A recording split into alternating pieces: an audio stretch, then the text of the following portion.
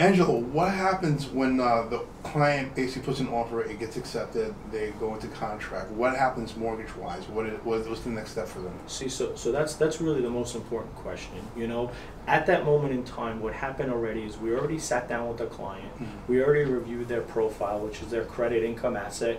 Easy way to qualify that is CIA. Okay. Credit, income, asset. So we reviewed everything. We know they're qualified. They're ready to go. So they found the house. They signed the contract, and the contract was executed. Yes. So what that means now is their mortgage application could traditionally now start. Okay. So they would sit down with me, and based on the different programs that we discussed, whether it would be an FHA program, a Sony May, or a conventional, we would actually start that application, and they would sign it either electronically or in person, and then quote, the file is ready to go. Okay. Once the file is ready to go, we submit it into our processing unit. And the most important thing that happens next is the appraisal. Okay. So people get confused with appraisal all the time.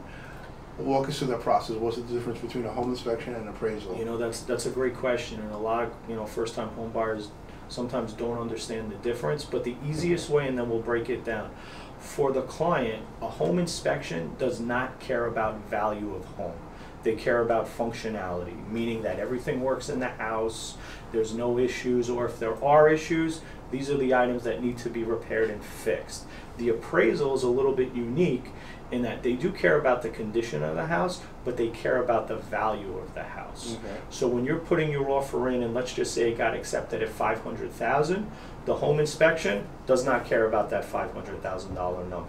All it cares about is the condition, the function of the house, and if everything is working properly and up to code, and that's done prior to the contract. Mm-hmm. Once we sign that application like we spoke about, then we're at the appraisal step, and that's really where the value of that home is very important, because that's going to dictate the lending parameters. Buyers always have this question, who orders the appraisal? Do they have to do anything? Right, so that's a great question. You know, in the past, I would actually order the appraisal and speak to the appraiser. That was considered something that they wanted to get away from. So right now, I have no access to the appraiser. What we do is we order the appraisal through an independent third-party management company. Mm-hmm. You know, the one criteria is they're very knowledgeable in that area. So if they're buying a house, let's just say in Valley Stream, the appraiser that's coming to that area is from that area and very familiar with the houses, okay, the styles, and the condition. So traditionally, I guess the bank would order it. It would go to the management company, and the management company would assign an appraiser. That appraiser would either get in contact with the buyer or seller's realtor. Mm-hmm. And traditionally, the homeowner is not required to be there at the appraisal. Okay. The home inspection, the buyer is 100% required to be there to understand the functionality of that. Now, the appraiser goes out, assesses the house, does the report, yep, brings it back to the bank. How long can a buyer wait, basically, to get the information? What's going on with the okay, that's report? Great. So at our bank, that's the first thing that gets done. So once the client signs the disclosures, the very next step is ordering the appraisal. So traditionally, from signing the disclosures to getting the appraisal back is about a week process of scheduling and coming back. All right, so the report is back. Yep. You guys have it. It's reviewed. What's next? Okay, so that's a great question. We have to analyze the report first. Okay. So if you're buying a house for $500,000 and it comes in at $550,000, that's great. If it comes in at the purchase price, that's great. Sometimes, you know, even though we don't want it to happen, it may come in a little bit lower, and then we would need to discuss that with all parties. Okay. Also, it's also the condition of the house. Even though the home inspector did a thorough job, if the appraiser notes anything that needs to be corrected or fixed, we'd have to address that with all parties to say, hey, maybe there's some peeling paint, or there's a railing missing, or hey, the bathroom doesn't work, or whatever the case may be. You know, but once that's done, we send the report to all parties, and then we kind of move the loan into underwriting. All right, so it's in underwriting. Yeah. Now what? So then the next step from underwriting is very simple. Remember, we took the client's credit, income, and their assets. Now we waited for the appraisal to come in, so we have everything we need. You got the green light on that? We got the green light on that, so now we give it to our underwriter. Mm-hmm. The underwriter reviews the whole thing, and then what's given is what's called a commitment. A commitment, okay. A commitment means that the underwriter reviewed the credit, the income, the asset, which is the house, and says everything is fine. and then that gets sent out to all parties. And all we need to do is work off of that commitment sheet to clear the file to close. Okay. Now, for the buyer, do they have to do anything during this process? Yeah, you know, like we tell the buyer, there's always some items we need to do. And some of the key points is this. If we ran your credit is only good for 120 days. Okay. So maybe along that process, we might have to update the credit one more time. Okay. Also, they might need an additional pay stub. And traditionally what happens is we need the bank statements to come back showing the down payment that was given and that was received. So you need updated everything? We just need updated documents, and then towards the end the client's going to need to buy homeowner's insurance, Okay. sign off on all the paperwork, and good to go. But the best part about it is all the documents were kind of retrieved in the beginning, so what we're asking for now is really just additional items, nothing too serious. Now all that stuff is done? Yep. Now we're ready, we're clear to close. Say that word again? Clear to close. So everyone in the industry always looks for that, right? Buyer's happy about that, seller's happy with that. Tell them what exactly clear to close means. So this is an interesting part, right? Clear to close from a lender's standpoint is we reviewed all the documents, the asset and the collateral, and it's fine. So the lender's ready to close. But there's one other item that needs to be adjusted and verified as well. It's the title of the house. Okay. If the title's not cleared, if there's any violations or anything like that, that's something the title company between the seller and the buyer's attorney needs to clear. Let's just say the title's cleared as well. Okay. Then what we could do is we could schedule the closing. And a lot of times, who schedules the closing? As a lender, Yeah. I don't schedule the closing. What happens Basically, is the attorneys get the involved. attorneys do. So it goes to our bank attorney. Okay. Our bank attorney traditionally reaches out to the buyer's attorney, and then they reach out to the seller's attorney and all parties, and they agree to a date. So just, we don't want to go over the, there's 3 attorneys involved, as he mentioned, the bank attorney, Yep. the buyer's attorney, and the seller's attorney. So all 3 have to be in communication.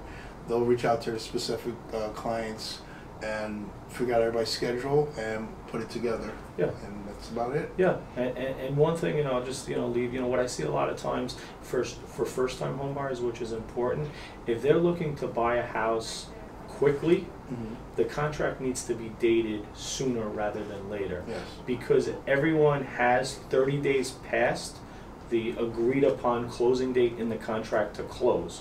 So if you're looking to close, let's just say in 90 days, make sure the contract is dated further out. If you're looking to close sooner, make sure the contract's dated a little sooner, because that would actually hamper when technically everyone has to close by. All right. So you reach the day, it's closing day. Yep. They're at the table. Yep. Who's usually at? So, you know, that's an exciting day, you know. Yeah. Traditionally, it's the first time someone's buying a home, they're excited. So who do you traditionally expect to see at the closing table? Yeah. It's the bank attorney. Let's just say that's from Freedom Mortgage.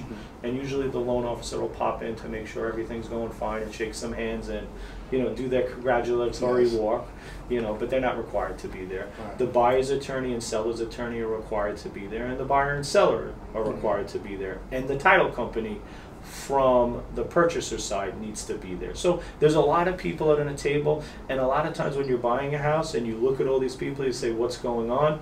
You know, but traditionally, you know, there's about 3 to 4 different entities moving around the process to make sure it goes smoothly. And traditionally, a closing should take about an hour if everything goes fine. All right. And after all the paperwork is filled out, signed, the deed, everything's been signed and filled out, they're waiting for the money basically to be cleared from the bank. Yep.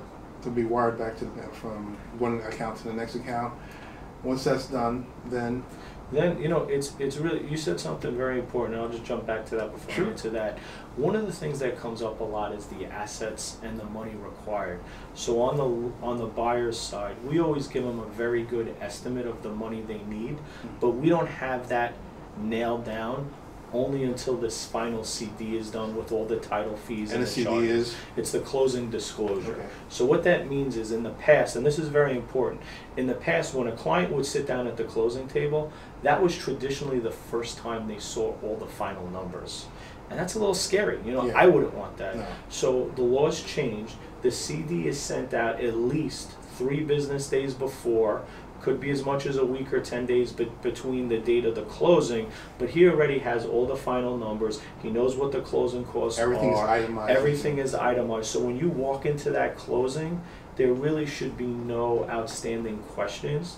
The only thing, it should be a feeling of, let me sign my paperwork and let me move forward. So it actually made the closing table a lot more enjoyable, as opposed to in the past when the client may feel that they didn't completely understand the process. All right.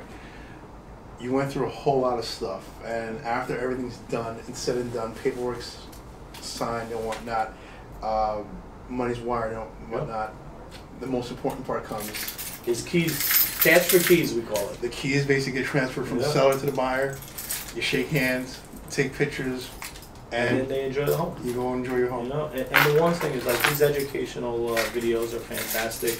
I think as a realtor, you know, I've known you a long time, and myself, you know, it's really communicating and educating to the client. The more information we give them before they close, we did our job. Evans, you know, you guys do a great job, and I love working with you guys. Angelo, feelings mutual, you know how I feel. Angelo hit it on the head right now. Communication is very important, so who you pick for your team is very important. So Angelo is a great loan officer. Find a great loan officer. Hopefully it's him that you pick. Hopefully you're picking a realtor. You're also picking a real estate attorney and a home inspector. You got to have those 4 key people basically as your team. If you need help finding someone to be on your team, give us a call. Angelo, how can they reach you? Yeah, again, they can reach me. Easiest way is just call my cell number. It's 516-902-3933. If you do want to email me, it's angelo.gionis@freedommortgage.com. My job's very simple. The more I educate you on the process, the more comfortable you be to buy the home, and that's what I'm looking to do. And I'm your real estate agent. Basically, we're putting out more content like this. If you have any questions about buying a home, selling a home, investing in a home, actually he does refinances also, feel free to give me a call. You can reach me at my cell, 917-975-5985. Again, the number is 917-975-5985. Thank you for watching. This has been At the Table with Saint-Gerard. Our special guest today has been Angelo Gionis from Freedom Mortgage. Have a good one, guys. Clear to close, baby. Clear to close is the words you want to hear. Have a good one.